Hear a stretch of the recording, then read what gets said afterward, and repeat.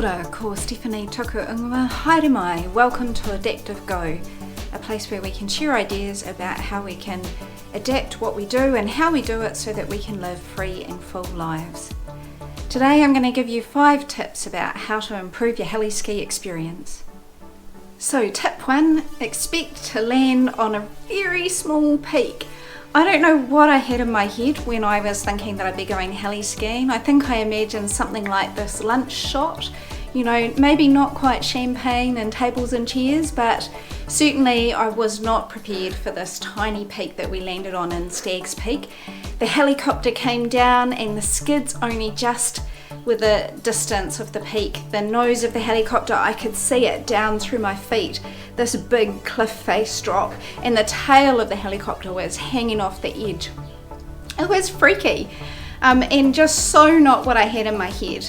And then when I stepped out of the helicopter, I'd forgotten that I'm a little bit scared of heights and I get a little bit of vertigo, and it was just craziness. And I think our guide, the first time, that first run, he was just pretty much in counselling mode, just helping me get down the hill. I was so overwhelmed.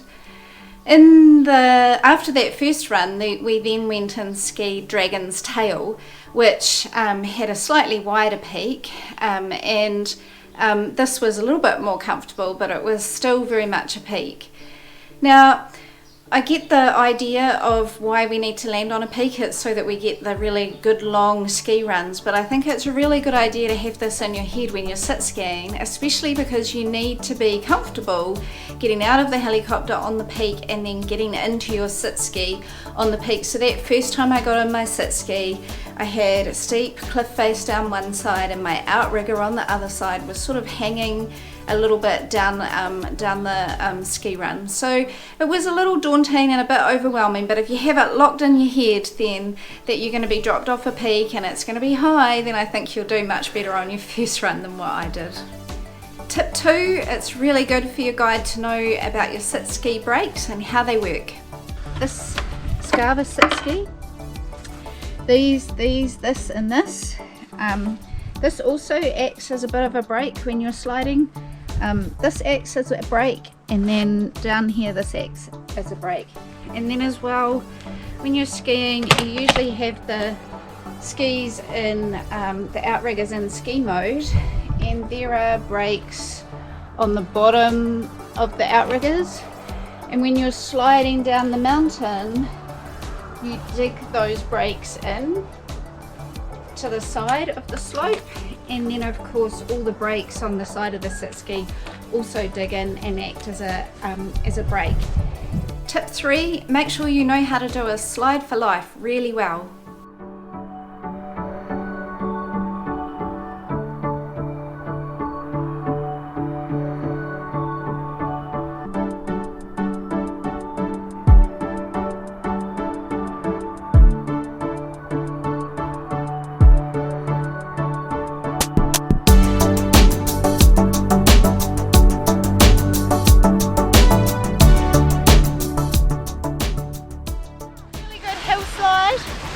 You got to keep your outriggers out when you're sliding down like that, like this, and they help you stop. And then if you can, you got to try and get your ski parallel and then jam your hip over so that the ski brakes and stops you. Tip 4, work on your pendulum skills and your slide sit skills. Tip 5, think ahead about being caught in an avalanche, or if you fell in deep powder. Avalanche briefing and we're all good to go, and I've been assured there's going to be no avalanche today. So yeah. Woo. In avalanche training they taught us to move our arms when we're falling through the avalanche so that we can create an air pocket, and when we stop we have some air to breathe. In a sit ski, when you fall, they teach you to tuck in so that your outriggers don't catch and slam you around, and so that you don't hurt your elbow or your hands. So it's sort of quite different technique, moving your arms about or tucking in. I think the solution that I came up with was to tuck in and move my forearms about so that I would create some air pocket in front of me.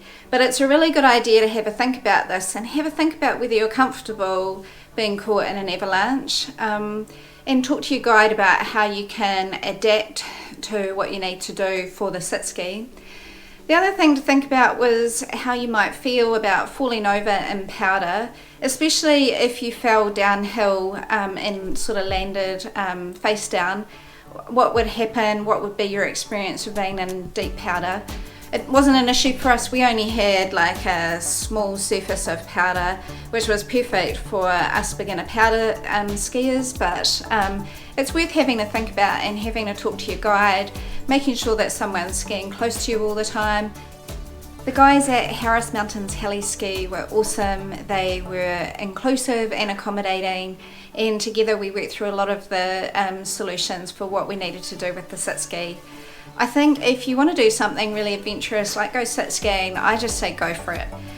Just do it. This was on my bucket list. It was something I'd really wanted to do, and it was great that we did it. I think if you find yourself a really good operator with lots of experience, they'll be able to make it work for you and find the perfect ski run for you no matter your ski ability, and they'll work in and around the sitski. So yeah, just find your bucket dream and get on with your bucket list and just do it. Life's too short for wondering.